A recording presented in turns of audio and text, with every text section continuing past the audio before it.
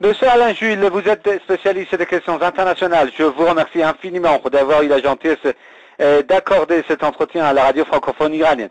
Monsieur Jules, ces derniers jours, il y a eu des accusations portées contre le gouvernement syrien en ce qui concerne l'utilisation d'armes chimiques dans les zones tenues par les rebelles. Du côté du gouvernement syrien, il y a eu un fort démenti, et du côté des Occidentaux, notamment des Français, on dit que si l'utilisation d'armes chimiques est confirmée, il faut qu'il y ait en fait l'utilisation de la force contre la Syrie, même sans l'accord de l'Organisation des Nations Unies. Votre analyse, s'il vous plaît. Mais écoutez, d'abord, c'est de l'esbrouf, c'est un mensonge, c'est de la désinformation, et puis il faut avouer qu'il y a quelque chose quand même qu'il faut relever, c'est-à-dire que aujourd'hui leurs poulains, c'est-à-dire ceux qui sont en train de créer des troubles en Syrie en voulant faire un coup d'État, en voulant renverser le gouvernement syrien, dirigé par Bachar al-Assad. Donc il s'agit d'une escroquerie simplement parce que il suffit d'avoir un peu de jeu pour comprendre qu'il y a une grosse escroquerie. L'armée syrienne ne peut pas utiliser des armes chimiques au moment même où les observateurs de l'ONU viennent pour ça. Donc ça c'est la première réflexion. La seconde réflexion, elle est très simple. Quand vous regardez, justement, vous allez sur Internet, c'est tellement facile, vous savez, aujourd'hui, on ne peut plus mentir comme ça impunément. Vous allez sur Internet. Alors, il y a une vidéo qui a été publiée par un certain Majles Rif. Alors, il s'avère que les images que toutes les chaînes de télévision du monde diffusent aujourd'hui sont complètement fausses, dans la mesure où le monsieur en question ou la dame en question a posté ces vidéos le 20 août, mardi 20 août, au soir. Or, tous les médias savent qu'effectivement, il y a eu des bombardements de l'armée syrienne, mais le 21. Alors expliquez-moi, ces morts-là, ce sont lesquels? Moi, je peux vous garantir que selon nos informations, il s'agit simplement d'une mauvaise manipulation par ces gens-là, c'est-à-dire que moi, je les ai toujours appelés des terroristes, des armes chimiques en leur possession. Vous savez qu'on les a arrêtés plusieurs fois avec les armes chimiques, notamment en Turquie. Donc, c'est ça la vérité. Ils ont mal manipulé les armes chimiques et derrière, ils accusent le gouvernement syrien. C'est une escroquerie. Et la soi-disant communauté internationale qui n'existe pas vraiment, parce que bon, ce sont les États-Unis, la France ou l'Angleterre qui parlent et ils disent que c'est la communauté internationale, condamne sans même avoir la preuve, je dis bien un début de preuve, pour démontrer qu'effectivement le gouvernement syrien a utilisé des armes chimiques. Et puis le gars Sarah, c'est pas possible d'utiliser ça comme ça. Il suffit de voir la vidéo. Les gens qui manipulent, qui essaient de toucher ces gens-là, sans gants, sans aucune protection, ils seraient eux le matin. Donc, vous savez, le gaz sarin, c'est une arme de destruction massive. C'est pas 1700 personnes qu'elle allait tuer à Douma, dans ce secteur-là, c'est-à-dire que les petites bourgades qui sont tout autour, c'est 10 000, 20 000, 30 000 personnes qui devaient mourir pour que ce soit réel. Donc c'est une petite bombinette qui a explosé simplement parce qu'ils ont mal manipulé, et puis il y a quelques personnes qui sont mortes, ben voilà, pour ne pas dire au monde entier que mais oui, c'est nous, on est obligé de raconter tout et n'importe quoi, sachant que leurs parrains, c'est-à-dire les États-Unis, la France et l'Angleterre, vont accepter que oui, vont accuser que c'est le gouvernement syrien. Tout ça est complètement faux, c'est une arnaque, c'est une escroquerie, ce n'est pas du journalisme. Aujourd'hui, on voit à la télévision des gens soi-disant spécialistes qui viennent parler de ça. C'est une honte, alors qu'il suffit d'aller sur Internet pour comprendre que tout est faux. Voilà, c'est tout ce que je peux dire par rapport à cette manipulation médiatique. Monsieur De Jules, l'objectif en est,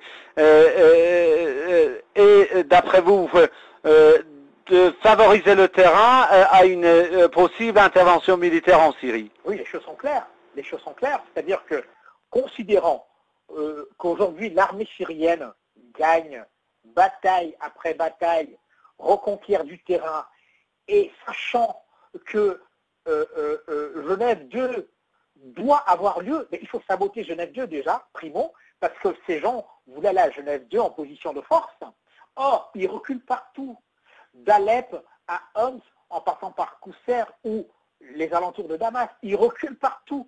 Comment voulez-vous que ces gens-là puissent aller à Genève? Ils vont parler de quoi? Qui est leur leader? qui est leur représentant à Raqqa. À Raqqa, la ville de Raqqa, elle est gouvernée par Al-Qaïda. Les gens de la soi-disant armée libre syrienne, ils ont été chassés de Raqqa. C'est pour vous dire, eux qui sont les représentants justement officiels des nations dites démocratiques, ils n'ont même pas un seul pan de terre en Syrie, ces gens-là. Ce sont les terroristes qui ont des pans de terrain. Donc vous voyez très bien qu'il y a un véritable problème, sachant que ces gens-là ont perdu la guerre, parce qu'au fil des jours, ça se précise. Alors ils se disent, un scénario à la libyenne, on engage l'OTAN, et puis voilà, on achève enfin le coup d'État avec bien évidemment l'assassinat, puisque pour qu'il ne puisse pas parler, l'assassinat du président Assad. C'est ça qui se prépare, on le voit très bien. Maintenant, nous espérons justement que les Russes ou les Chinois vont dire non, stop, vous avez fait la même chose en allant assassiner le frère Guy de Muammar Kadhafi en Libye, vous n'allez pas recommencer. On vit dans quel monde si ça se répète en Syrie. Donc voilà, effectivement, ils préparent les opinions pour une intervention, mais je crois quand même que les gens sont assez conscients et les gens ne sont plus dupes et les gens n'accepteront pas que ça se passe comme ça s'est passé en Libye. Parce qu'on voit aujourd'hui ce qui se passe en Libye. La Libye est complètement un pays détruit. Donc voilà, pourquoi avoir intervenu en Libye? Pourquoi ne pas juger ceux qui ont, soi-disant, justement, assassiné le colonel Kadhafi? Donc on voit très bien que c'est une petite organisation de criminels, c'est-à-dire que moi je les appelle les Logans des barbares, c'est-à-dire qu'ils accusent les autres de barbarie alors qu'ils sont plus barbares que ces gens-là. Voilà. Monsieur Jules, en fait, en France, chez l'actuel ministre des Affaires étrangères, Monsieur Laurent Fabius, a dit que si l'utilisation de l'arme chimique est confirmée, de l'usage de la force en Syrie contre la Syrie serait nécessaire, son prédécesseur, Alain Juppé, a dit que a appelé en fait à s'affranchir de l'ONU pour aider militairement ce qu'il a appelé entre guillemets la résistance syrienne. Comment peut-on expliquer cette prise de position de Paris? Écoutez, je crois que Paris aujourd'hui a une politique internationale qui ne vient pas de Paris. On sait très bien ce qui se passe dans les pays arabes aujourd'hui. C'est-à-dire qu'il y a certaines influences, c'est-à-dire que des pays comme le Qatar ou encore l'Arabie Saoudite sont des satellites des États-Unis qui sont des pays qui ne font que jouer la politique américaine, c'est-à-dire la destruction du monde arabe, du monde arabo-musulman. Donc c'est de ça qu'il s'agit réellement. Alors, donc Paris, pourquoi Paris s'aligne? Paris s'aligne simplement parce que, effectivement, Paris suit les ordres de Washington ou de Tel Aviv, comme disent certains. Donc c'est de ça qu'il s'agit. Aujourd'hui, on ne peut pas parler d'une politique internationale française. Elle n'existe pas, puisque on voit bien, on cherche à savoir quel est l'intérêt de Paris de pousser une intervention en Syrie. C'est quoi son intérêt? Alors il n'y en a pas. C'est parce que Paris est un caniche des États-Unis, simplement. Donc ça n'existe pas. Quand on voit Juppé, n'est-ce pas, l'une des chevilles ouvrières, avec le désastre libyen, il n'est pas étonnant de voir Laurent Fabius, n'est-ce pas, avec justement la même politique. De droite ou de gauche, en France aujourd'hui, la politique étrangère, elle est faite à l'extérieur, c'est-à-dire que les intérêts français sont bafoués. Donc ce sont des gens qui sont élus pour rien déjà, ce sont des gens qui sont nommés pour rien et ne servent à rien à la France. C'est-à-dire que toute leur politique va à l'encontre même de la France. Ça, c'est la réalité. Et il faut que les Français le sachent. Pourquoi ces gens sont là s'ils ne servent pas les intérêts de la France? Parce que de quoi s'agit-il? La Syrie, aujourd'hui, est un pays où il y a une réserve de gaz très importante. Il faut le dire, il faut le savoir. Donc, ces gens-là, ils mettent en place un protocole pour pouvoir faire main basse sur le gaz syrien, le Qatar, l'Arabie Saoudite, etc., pour isoler la Russie qui, effectivement, impose ses prix de gaz à l'Europe. C'est de ça qu'il s'agit. Il ne s'agit pas d'enlever un dictateur, soi-disant. Il ne s'agit pas de mettre sur pied la démocratie. D'autant plus que ces gens qu'ils soutiennent en Syrie, ils ont été clairs. Nous, on veut un califat. Nous, la démocratie, ce n'est pas notre problème. Ce n'est pas notre dada, la démocratie. Donc on comprend très bien que ces gens-là, ce sont des intérêts économiques. Paris se dit, ouais, mais si je peux avoir même 5%, ça va, parce que les Américains prendront, on va dire, 60%, etc., etc. Et puis le monde arabe détruit, plus de résistance, en miroitant effectivement aussi du côté de l'Iran. C'est de ça qu'il s'agit.